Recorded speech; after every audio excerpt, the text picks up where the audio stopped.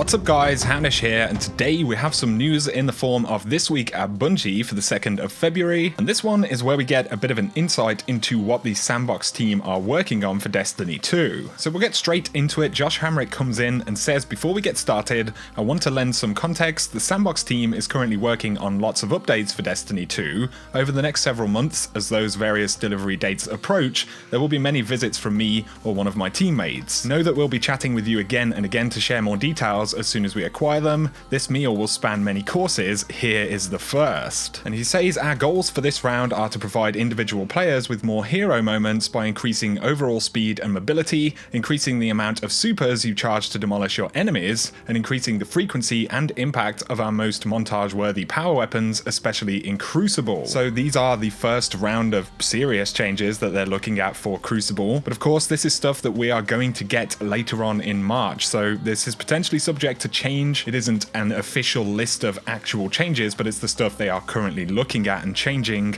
right now. So let's get straight into it. All three glides, plus catapult and strafe lift, have been retuned and buffed to make them more unique and faster. So all of the glide jumps, as well as catapult and strafe, are actually, higher movement speeds now, or they're going to be higher movement after the update. And the mobility stat has had its range expanded and been completely retuned as well. In short, everyone gets faster and the high end is higher. The player's ground movement speed cap has been increased, allowing for faster total movement speed regardless of how you may get there. And then Arctsrider, Sentinel and Striker all move faster at the same speed as one another while in their supers. They do say though, Arctsrider as a whole is performing well in PvP, but mostly due to its neutral game perks, we've made the following changes in an effort to get the super to be a more competitive option. And this will include faster attack animations, faster dodge animations, increased range of all attacks, and on top of this, supers will recharge faster for everybody. It says that we've buffed several weapon archetypes, including but not limited to hand cannons, pulse rifles, sniper rifles, and shotguns, and a few specific perks as well. A key goal is to make shotguns, snipers, and fusion rifles more prevalent in the game, and we've also been working side by side with our friends on PvP to increase the pace of PvP combat and the frequency of power play, and here's a sneak peek at their hard work. So player respawn times for all quick play modes have been decreased, power ammo respawn timers for all quick play modes have been reduced, this will be by minus 30%, power ammo respawn timers in survival have been reduced by 40%, and in countdown they have been reduced by 25%. Ammo counts have been adjusted in relation to these timers and in relation to weapon type. Enemy players now drop their power ammo on death, and a dropped brick of ammo is available to anyone until picked up or 30 seconds have passed. So all of those to me sound like positive changes. Of course we'll have to see how it actually plays out. It's kind of difficult to look at this stuff on paper,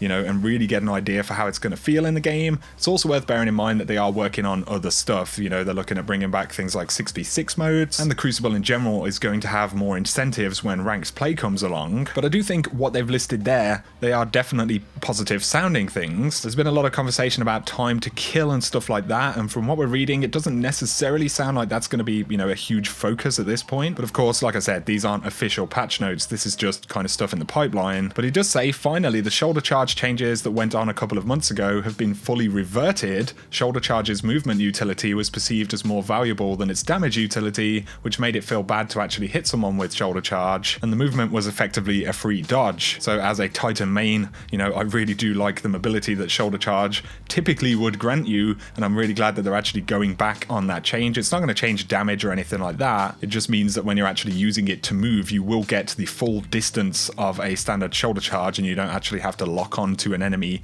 in order to get more distance on that. And it does say one final note that will be important to all of the snipers out there. Many of you have rightfully complained that snipers flinch too hard when you're taking hits, especially as they are now power weapons. We've dug into this and found that somewhere along the way towards shipping D2, we acquired a bug that is preventing us from being able to successfully tune this to the values that we'd like to. While the current batch of changes are playtesting and go a long way to bringing snipers back to where they should be, this bug will still prevent them from feeling perfect. That bug, which we're actively working to fix, requires some deep changes to the art of each individual sniper in the game, and that will take us a while to stomp out. We'll get it fixed and pushed out as soon as we possibly can. So of course they are making some adjustments to sniper rifles and the economy there, but a kind of unspecified bug or unspecified interaction, is creating a problem with sniper rifles that's going to make them difficult to improve entirely. Kind of a weird one there. You'll have to let me know what you think, especially you sniper fans. But it finishes by saying this is the first part in a series of Sandbox updates that we hope you come to enjoy. As these changes continue to solidify, we'll have more to say. The next items on our agenda after these changes include the mod system rework, which we plan to buff ability cooldowns, as well as the exotic balance pass.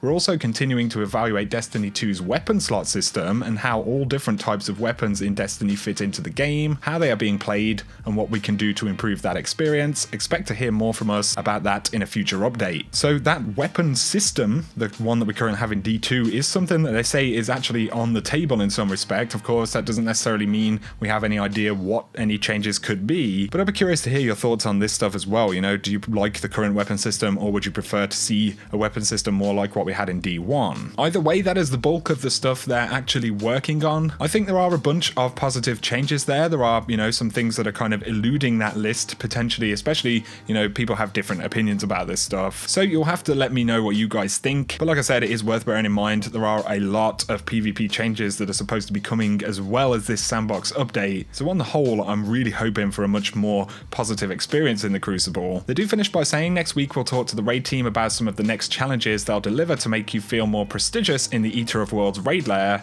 and we'll also be providing details on the upcoming Crimson Days event going live on February 13th. And they also confirm loosely that Expansion 2 will become available with its own raid lair and an assortment of new content at the beginning of Season 3. So that will be in May. So May is when we'll get the second DLC for Destiny 2. But that is going to sum up this update, guys. A bunch of information to talk about. As always, I want to hear what you guys think. If you have found this video interesting or useful though, a like is very much appreciated. If you're new to the channel, be sure to hit subscribe to see more Destiny 2 content. For now though, have an awesome day.